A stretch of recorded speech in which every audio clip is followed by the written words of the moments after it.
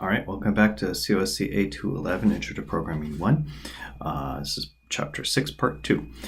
So again, we're just talking about functions. When you're calling a function, any function, whether it's called from main or even from another function, it can be called as many times as you want. Okay, but when a function is called, that function is it doesn't release its control on the flow of the program until it's done. Until it goes, and then it'll go back to the calling function. This usually it's main. It doesn't have to be though. It can be functions that call other functions. Functions can even call their own themselves, and that creates that's chapter 20 or 20. Yeah, chapter 20 that we'll get into in programming 2. It's called recursion. But a function can call other functions, but most of the time you're going to experience times when you just call a function from main. So when you're defining a function and when you're calling it, you need to know the same things, okay? The function name, whatever the return type is, the number of parameters, and what type of data, what type of parameter each one is. And we'll get into this as a lot more in the next few slides. So when you're also defining a function, it's really good to use what's called a function prototype. Now, here's the deal. You can get away in this class without writing prototypes for functions. But why? Okay, function prototypes will help you.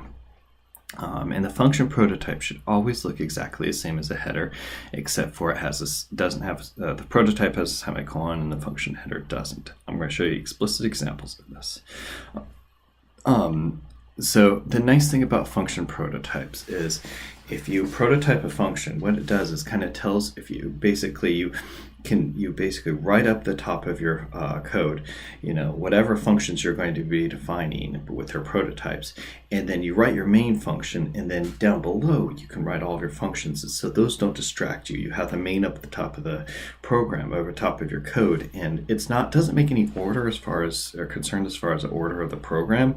I mean, what happens is whether it's above or below, when that function is called, the main goes to that function, so it's not a big deal.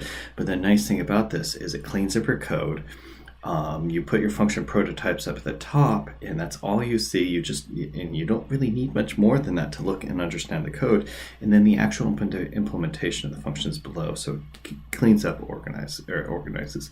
If you didn't do that and you had main, and instead of defining the function up here, you defined it below the main, when the compiler looks at your code, it'll get confused and won't understand if you have you call a function in main that's defined below that doesn't have a prototype, the compiler will get very confused, very upset, and it won't work, in fact.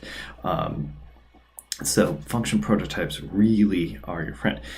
Basically, it's one of those type of things, especially if you have a function that calls another function. So you have two functions. Okay, I'm sorry, I'm confused on the mirror here. So if you have two functions and say the bottom function calls the top function and the top function calls the bottom function, well, how do you define these functions if you have to, or how do you set up these functions that call each other if you have to have the function defined below its use?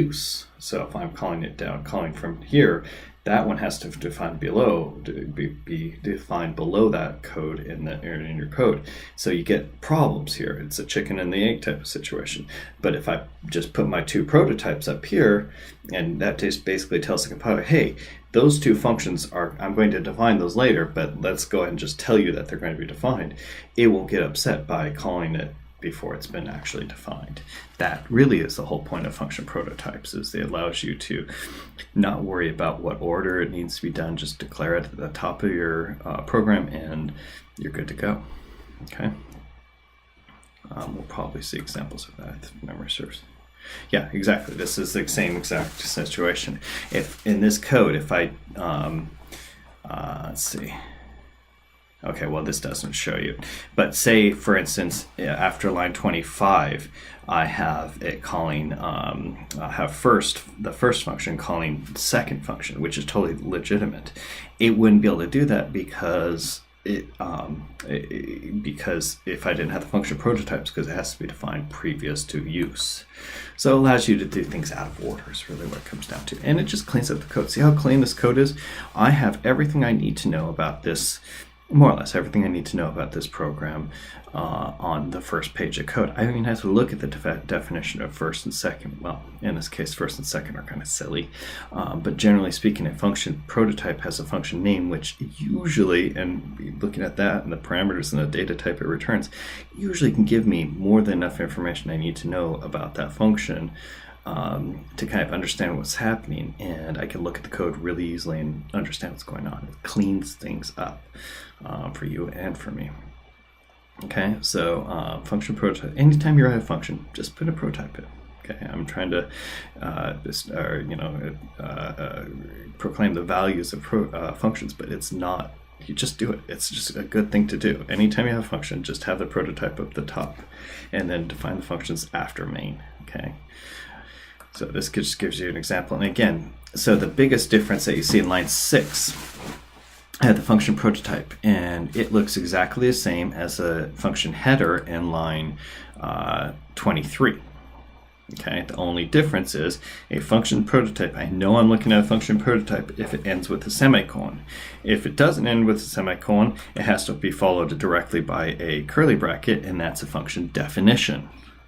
So keep it simple. It's really not that hard. Okay. Again, prototypes, put them at the top of the program.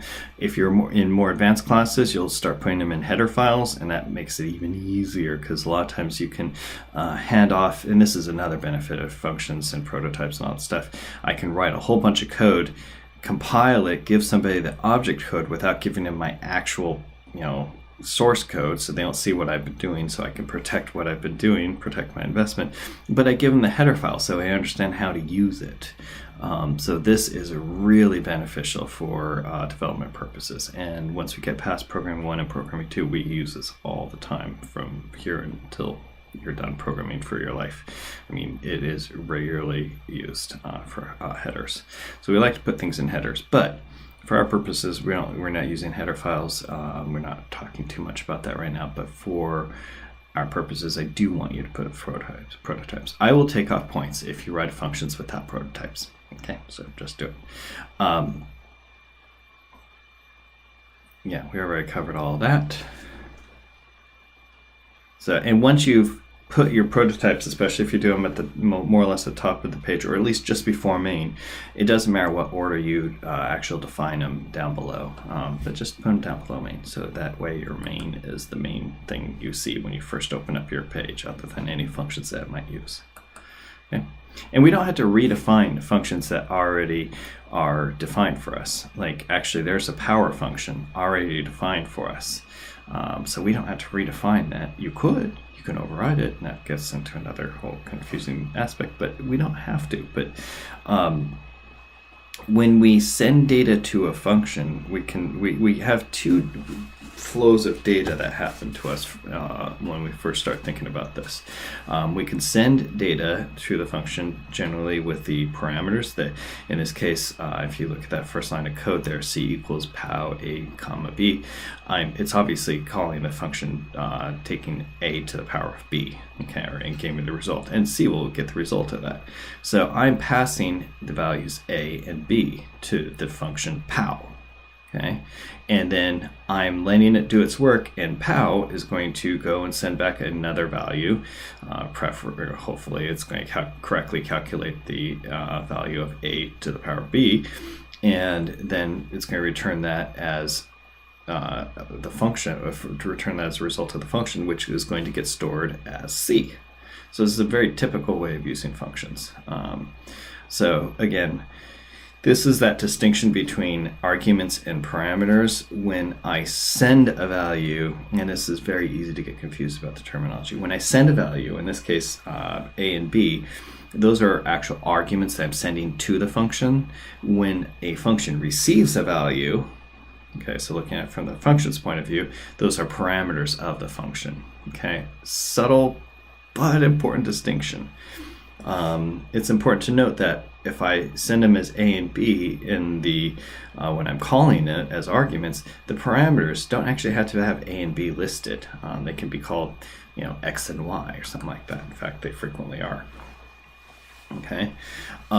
In this case, I have that display value, or have a display value function. It's taking a variable, integer variable, okay, and it's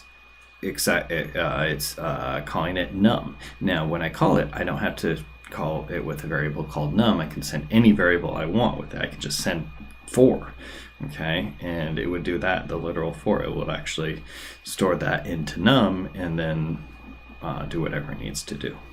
Okay. So again, it'll accept any integer value. So this gives you another example. This is actually that same function. Now, one thing I want to point out here is that this function prototype, in my opinion, is written wrong. It's correct technically, but you use the function, the variable name down here in row 21 as num, int num. So you can leave that out in in line 6 here, the display value. You can totally leave that out, but don't. Okay, if you define it, you should literally, when you're writing your function, copy and paste either the header into the prototype or the prototype in header and just put a semicolon after it for that prototype. That's all you should do. They should look exactly the same except for that semicolon at the end. Please, please, please don't do it like this. I see this style a lot, and outside of the in the book examples and other code, I hate this. You lose information. It's useless, okay? Or it's pointless to leave that variable name out. You can get away with it. You can't get away with it actually in the function header, so just copy and paste into them, make them the same. So in main, I'm calling display value. I'm sending the value 5 to it.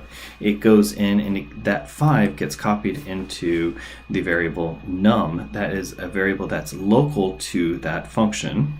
Okay, it's defined for that function. Num goes away when that function's done being called, that one and only one time it's called. And if it's get called again, num gets created and gets assigned whatever value it's being assigned to, and then it goes away after the function's done.